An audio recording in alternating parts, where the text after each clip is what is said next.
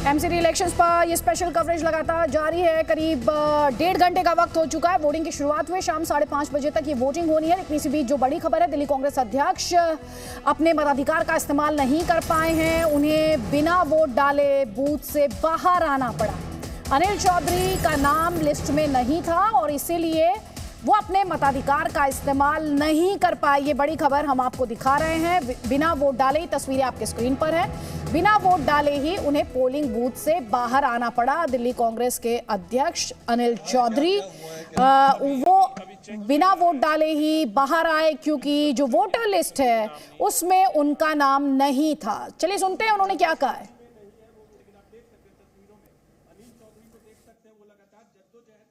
अभी चेक किया जा रहा है, लेकिन अभी तक जो मैंने अंदर पता किया, डिलीशन में भी नाम नहीं है और लिस्ट में भी नाम नहीं है। तो ऑफिसर है मेरे साथ, ये भी चेक कर रहे हैं, फिर बताते हैं क्या होता है। लेकिन मेरी वाइफ ने ये 17 साल से प्रोविजन स्टोर चला रहे थे और हर दिन 8 से 9 हजार का बिजनेस करते थे। अचानक से ये दोगुना हो गया। जानना चाहते हो कैसे? तो फ्रीडम ऐप को अभी डाउनलोड करें। क्या बात करेंगे? अभी मैं देखता हूँ, अभी तो कुछ नहीं कह सकता हूँ। पहले मुझे ऑफिशियल कहा जाए कि हुआ क्या है, आखिर मेरा नाम क्यों नहीं है वोट में।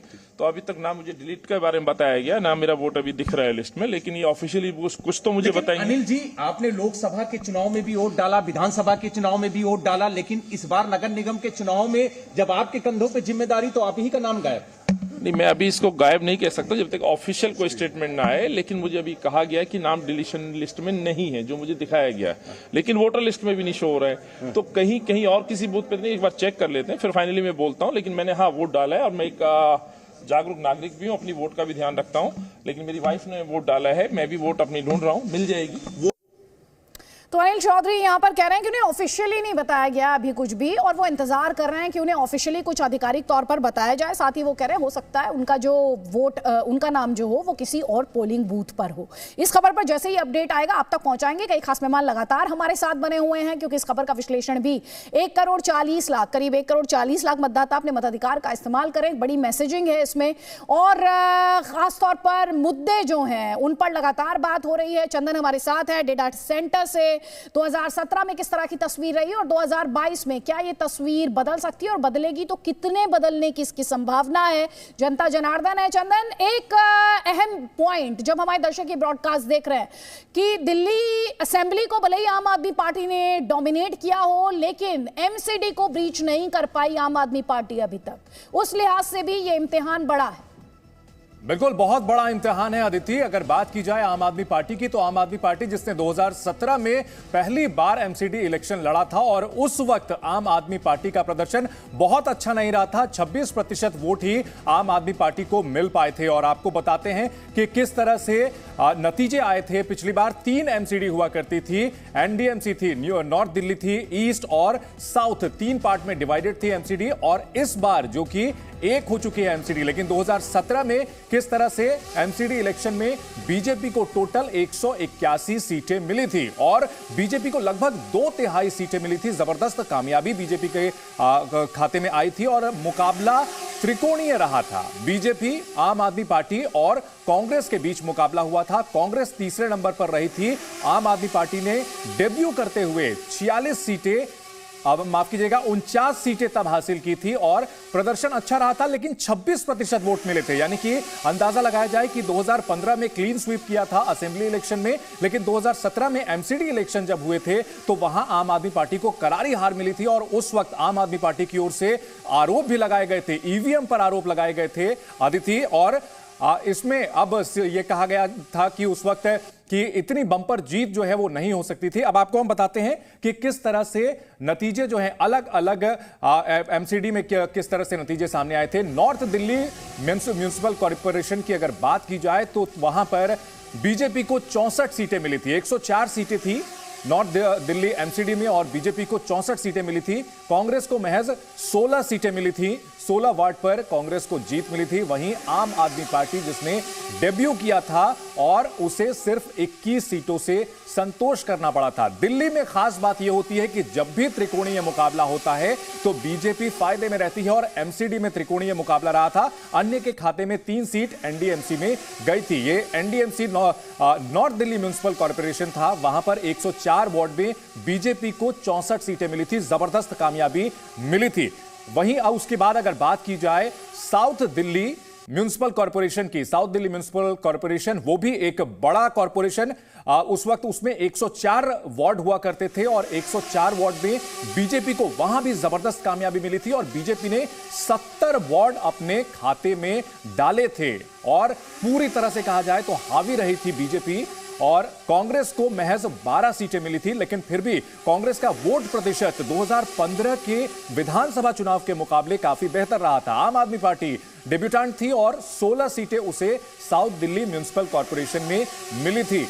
अन्य ने भी यहां पर ठीक ठाक प्रदर्शन किया था, 6 वार्ड पर अन्य को कामयाबी मिली थी, लेकिन कमोबेश तीनों जो वार्ड थे, चाहे एनडीएमसी हो, एसडीएमसी हो या ईडीएमसी हो, हर जगह बीजेपी का दबदबा एक समान नजर आया था। कुल मिलाकर के अगर बात की जाए तो बीजेपी काफी हावी नजर आई थी। अब बात करते हैं ईडीएमसी की और वहां पर कैसा रहा था प्रदर्शन, अपने दर्शकों को बताते हैं।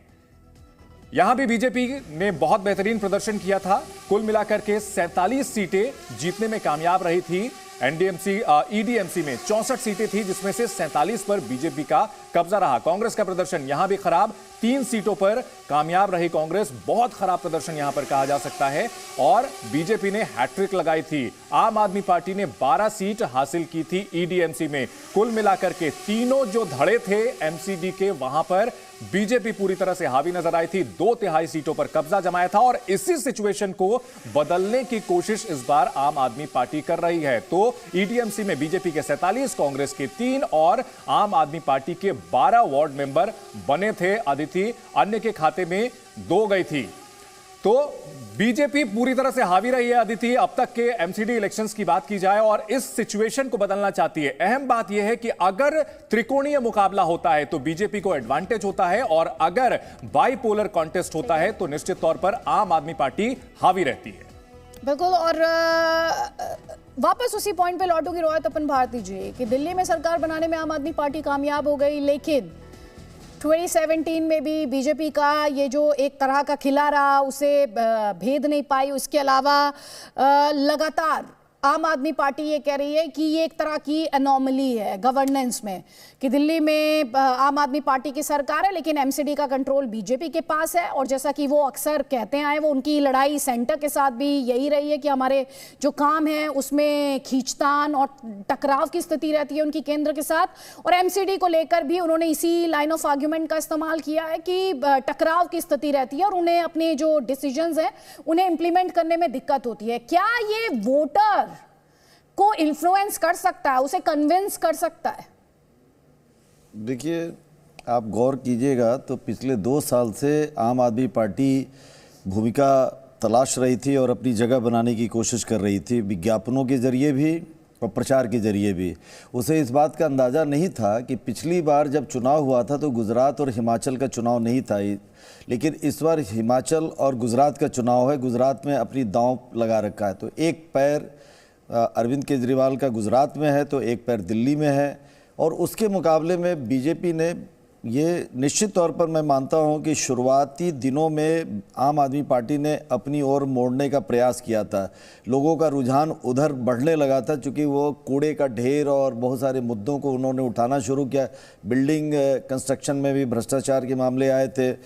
लेकिन धीरे धीरे मैंने देखा कि जैसे जैसे बीजेपी के स्टॉलवार्ट आते गए और अटैक होता गया तो केजरीवाल घिरते गए और केजरीवाल के पास नेताओं की कमी होने के कारण जवाब देने में दिक्कत जा रही थी। सिसोदिया और केजरीवाल के सिवा कोई बहुत बड़े नेता उनके पास नहीं थे। इन्होंने शिवराज सिंह चौहान और असम के मुख्यमंत्री को समेत 4-5 मुख्यमंत्री आए। हालांकि उसमें अमित शाह जो गृह मंत्री हैं और मुख्यमंत्री आदित्यनाथ जो उत्तर प्रदेश के सीएम हैं, इनको और प्रधानमंत्री को छोड़कर बाकी सारे बीजेपी के स्टालवार्ट यहाँ दिखते थे। तो आम आदमी पार्टी अपने को घिरा हुआ महसूस कर रही थी। मुद्दे बहुत थे। मुद्दे तो मैं आपको बताऊं कि दर्शकों को जानना चाहिए कि दिल्ली में पानी, बिजली और पब्लिक ट्रांसपोर्ट को छोड़कर सारे मुद्दे, जिंदगी के जो अहम मसले हैं वो एमसीडी से जुड़े हुए हैं। जन्म मृत्यु प्रमाण पत्र का मामला हो वहीं है, श्मशान घाट का मामला हो तो एमसीडी ही देखता है। एमसीडी के पास सड़कें हैं, कॉलोनी की सड़कें हैं, एमसीडी के पास प्राइमरी एजुकेशन है, एमसीडी के पास हेल्थ है। इतने अहम मुद्दे हैं। लेकिन आप देखिए कि अतिक्रमण लेकिन आप देखिए कि मुद्दे जब घूम फिर कर आते हैं तो कहीं ना कहीं ध्रुवीकरण का भी मुद्दा आता है, हिंदू मुसलमान के मुद्दे आ जाते हैं, राष्ट्रभक्ति का मामला आ जाता है, तो वहां पर कहीं ना कहीं केजरीवाल उलझे हुए फंसे हुए दिखते हैं। आप ये कह रहे जो भावनात्मक मुद्दे हैं जिन पर बीजेपी ने पोजीशन किया है, वहां पर अरविंद केजरीवाल जो है और थोड़े। इसी बीच में सत्येंद्र जैन का मामला भी उठा, जो जेल में बंद है भ्रष्टाचार के मामले में, और उनकी जिस तरह की सेवा की, मैं आगे आपसे कमेंट लूंगी। भ्रष्टाचार का मुद्दा जो कि आम आदमी पार्टी एक बड़े हथियार के तौर पर दिल्ली असेंबली इलेक्शंस में बार बार यूज करती आई है, कहीं ना कहीं इस बार बीजेपी ने उसे ब्लंट कर दिया, उसे निगेट किया। सत्येंद्र जैन के जो वीडियोस आए और जो उन पर आरोप लगे, उनके माध्यम से। मेरे दो सहयोगी इस वक्त साथ हैं, आदित्य हमारे साथ है, प्रमोद हमारे साथ है। जल्दी जल्दी आदित्य, जो तस्वीरें हैं, वोटर वहां पर पहुंचा है, हम यहां पर पूरा विश्लेषण कर रहे हैं। एक तरफ दिल्ली के विकास से जुड़े मुद्दे, दिल्ली की तस्वीर बदलने से जुड़े हुए मुद्दे, और दूसरी तरफ जिन्हें कह सकते हैं भावनात्मक मुद्दे, चाहे वो देशभक्त बनाम गद्दार, हिंदू मुसलमान, दिल्ली दंगे, इस तरह के मुद्दे रहे। बिल्कुल अदिति, यहाँ पर जो सुबह से तस्वीरें देखने को मिल रही हैं, बड़ी संख्या में यहाँ वोटर्स पहुँच रहे हैं, और जो डिसेबल्ड वोटर्स हैं, वरिष्ठ हैं, पहुँच नहीं सकते, उनके घर वाले भी उनको पहुँचा रहे हैं। आप तस्वीरें इस समय देख सकते हैं, यहाँ पर लगातार लोग यहाँ पर पहुँच रहे हैं, अंदर भी बड़ी संख्या में यहाँ पर भीड़ है। और अदिति, वाकई में ये आपने जो एक चीज़ बोली, कहीं ना कहीं ध्रुवीकरण, उसको कहना किसी भी पार्टी की ओर से एक अलग बात हो सकती है, लेकिन कहीं ना कहीं आज भी, चाहे आप उस समय खुद इन सारे मुद्दों को आपने देखा कि दिल्ली में जब 2020 में दंगे हुए, उसके बाद जहांगीरपुरी, जहां पर जी मीडिया लगातार उस चीज़ को दिखाता रहा कि किस तरीके से वहां पर इतना नृशंस जो एक उन्माद था वो फैला। और उसके बाद इन चुनावों में भी, क्योंकि विधानसभा के चुनाव और एमसीडी के चुनाव बहुत अलग हैं, और कहीं ना कहीं एमसीडी के चुनाव बहुत ज़्यादा इंटरेस्टिंग हो जाते हैं, क्योंकि जिस तरीके से यहाँ पर नीचे काम होता है, सतही काम होता है। एंटी इनकम्बेंसी की बात की जाए तो कहीं ना कहीं 15 साल, और पिछली बार भी यही था कि कहा जा रहा था कि 10 साल में बीजेपी के खिलाफ एंटी इनकम्बेंसी हुई है, कहीं ना कहीं दिक्कत होगी, लेकिन जिस तरीके से वो फिर से आई, और बड़ा मार्जिन था, जो रनर अप रही आम आदमी पार्टी उसके बीच में और विनर भाजपा के बीच में एक बड़ा मार्जिन था। तो कहीं ना कहीं बीजेपी को भी थोड़ी देर पहले रोहित अपन भारती जी ने उठाया भी था कि बीजेपी के पास 181 और आम आदमी पार्टी के पास 49 वार्ड्स थे, और कांग्रेस पार्टी को 31 वार्ड्स पर विजय मिली थी। ये तस्वीर इस बार कितनी बदल सकती है? प्रमोद हमारे साथ है। प्रमोद, आप नॉर्थ ईस्ट दिल्ली में ही मौजूद हैं, दिल्ली दंगों को लेकर बार बार बात की जा रही है। हमारे भी जो गेस्ट हैं वो ये कह रहे हैं कि पार्टियां इसे लेकर भले ही मुखर तरीके से इसे ना कहें, लेकिन ग्राउंड पर ध्रुवीकरण हुआ है।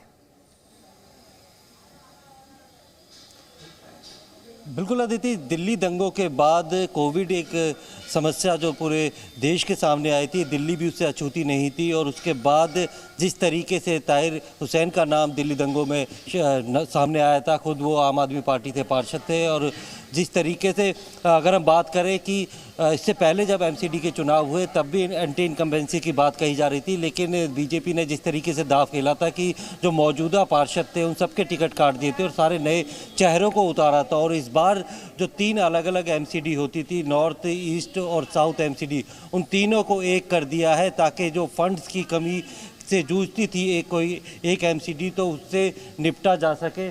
इस वक्त हम कृष्णा नगर इलाके में हैं। थोड़ी देर पहले ही यहाँ पे डॉक्टर हर्षवर्धन, पूर्व केंद्रीय मंत्री, स्वास्थ्य मंत्री आए थे, और उन्होंने कहा कि पूरी तरीके से वो आश्वस्त है कि इस बार भी जो है जनता बीजेपी को ही मौका देगी, क्योंकि जिस तरीके से जमीनी स्तर पर बीजेपी ने काम किया है, एमसीडी ने काम किया है। पार्टी के नेता गोपाल राय कुछ बोल रहे हैं, सुनते हैं।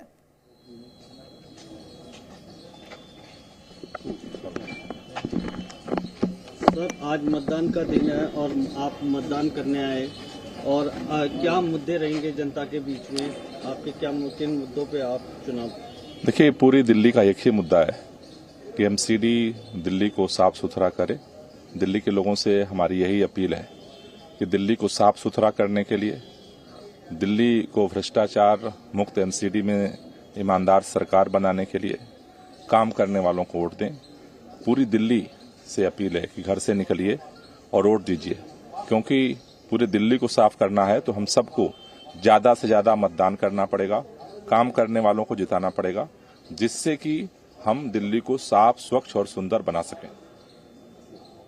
Thank you. तो दिल्ली को साफ, स्वच्छ और सुंदर बनाने की बात गोपाल राय यहाँ पर कर रहे हैं। कई खास मेहमान लगातार हमारे साथ हैं, तस्वीरें भी हम आप तक पहुंचा रहे हैं। थोड़ी देर पहले की ये तस्वीरें हैं, अजय माकन जब वो अपने मताधिकार का इस्तेमाल करने के लिए पहुंचे थे, उसके बाद हमने आपको प्रवेश वर्मा की तस्वीरें दिखाई, गोपाल राय की तस्वीरें दिखाई और लगातार रिएक्शंस भी हम तक आ रहे हैं। शिवांगी ठाकुर भी हमारे साथ है। शिवांगी ठाकुर, एक तरफ वो मुद्दे जिनका सीधा सरोकार जनता से और दूसरी तरफ एक वो पॉलिटिकल पिच भी जिसे कई एक्सपर्ट्स कहते हैं भावनात्मक मुद्दे, वो हमने गुजरात में भी देखा फर्स्ट फेज की पोलिंग से पहले और सेकंड फेज की पोलिंग से पहले जो कैंपेन जब थमी है उससे पहले भी, और एमसीडी के इलेक्शन से पहले भी वो हमने डिबेट देखी है, वो इमोशनल मुद्दों को जो उठाने की कोशिश है। साफ तौर पर अदिति, अगर आपको याद हो, देखिए ऑटो रिपोर्टर जो हमारा शो है उसमें हमने हर पार्टी के नेता को बिठाया, उनसे सवाल जवाब किए और साफ तौर पर सब यही कहते हैं कि देखिए हम मुद्दों की राजनीति करते हैं। हालांकि कूड़ा सबसे बड़ा मुद्दा रहा है, आप भी जानती हैं, हम भी जानते हैं, लेकिन जब वाकई जनता के हित में काम करने की बात आती है तो आरोप प्रत्यारोप का दौर यहाँ पर हमने देखा। अब देखिए एमसीडी कह रही है कि हम काम इसलिए नहीं कर पा रहे थे क्योंकि जो दिल्ली सरकार है वो मदद नहीं कर रही थी, दिल्ली सरकार ये कहती है कि हमें केंद्र सरकार से मदद नहीं मिल रही थी। तो ये आरोप प्रत्यारोप का दौर हमेशा से ही राजनीति में जारी रहा है, लेकिन ऐसे में दिल्ली वासियों को क्या मिला? देखिए आम जनता लगातार पोलिंग बूथ तक यहां पहुंच रहे हैं। एक तस्वीर भी आपको दिखाने की कोशिश करेंगे। सुबह सवेरे लोग यहां पर दूर दराज के इलाकों से आए हैं और लगातार चेकिंग की जा रही है। दिल्ली की जनता को ही तय करना है कि अगला एमसीडी में अब कौन राज करेगा। और सबसे बड़ी बात जो यहाँ पर लोग लगातार कह रहे हैं कि देखिए कूड़ा बहुत बड़ी परेशानी है, गली गली जगह जगह पर कूड़ा है और कूड़े की सफाई को ही लेकर आम आदमी पार्टी इस बार हम देख रहे हैं कि कैसे बीजेपी पर टीका टिप्पणी करती हुई नजर आई। जरा कुछ लोगों से भी बातचीत करते हैं। आप परिवार सहित यहाँ वोट डालिए जी, पहले वोट डाल लीजिए। तो ये देखिए वोट डालने अंदर जा रहे हैं और सबसे अच्छी बात सुबह से ही अलग अलग पोलिंग बूथ पर हम पहुंचे हैं। ये देखने को मिल रहा है कि दिल्ली वासी छुट्टी होते हुए भी अपने घरों से निकल रहे हैं। अपना सवाल दोहराया अदिति। ये पिंक बूथ जहां पर आप इस वक्त मौजूद हैं, जी बिल्कुल, आप देख सकते हैं ये पिंक बूथ है और यस बिल्कुल। और ये आप तस्वीरें देखिए, तैयारी यहाँ पर पूरी कर ली गई है, महिलाएं बाहर भी आ रही हैं। जरा कुछ महिलाओं से भी बातचीत करते हैं। वोट डालिए आपने? जी जी। किन मुद्दों पर वोट डाला है इस बार आप लोगों ने? मुद्दे तो बीजेपी और अरविंद केजरीवाल जी की लड़ाई है जी, ये खत्म होना चाहिए। बीजेपी आम आदमी पार्टी को दोष देती है। जनता के मुद्दे क्या है?